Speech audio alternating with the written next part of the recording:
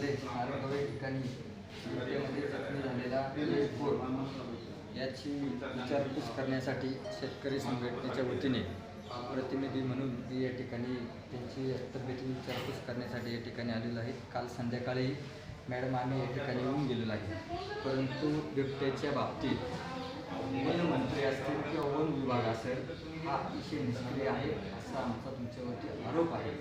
तुम्ही काम करतायत, परंतु तुम्हाला वरिष्ठांकडून काही ऑर्डर किंवा कायदा त्याप्रमाणे नसल्यामुळे तुम्हाला एखादी काही म्हणजे पिंजरा लावायचा असेल किंवा अटॅक झाला तर बिबट्याला त्या ठिकाणी जेरबंद करायचं असेल, अशा काही परवानगी तुम्हाला वरिष्ठांकडून घ्यायला लागतात आणि त्याच्यामध्ये वेळ निघून जातो।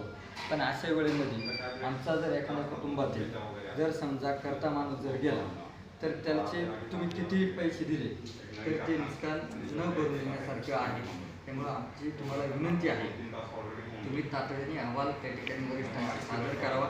मी वनमंत्रीचे PA कानोडे साहेब यांच्याशी सतत संपर्कात असून आमच्या 8 ज्या मागण्या आहेत त्यांना मी त्यांचं व्हॉट्सअप केलेलं आहे, मेल पण केलेली आहे। 25/5/2024 रोजी त्यांना मी मेल केलेला आहे। आमच्या 8 मागण्या आहेत ते त्यांना त्या ठिकाणी सांगितलेल्या आहेत, परंतु मंत्री महोदय लोकसभा निवडणुकीच्या याच्यामध्ये व्यस्त असल्यामुळे त्यांनी आम्हाला कुठलाही वेळ दिला नाही। त्यांच्याकडून शेतकरी संघटनेने वेळ मागून घेतलेली आहे।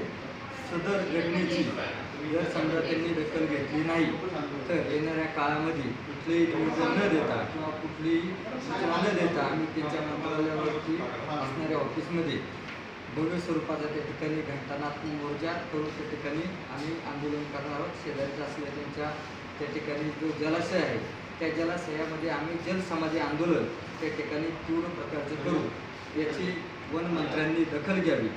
वनमंत्र्या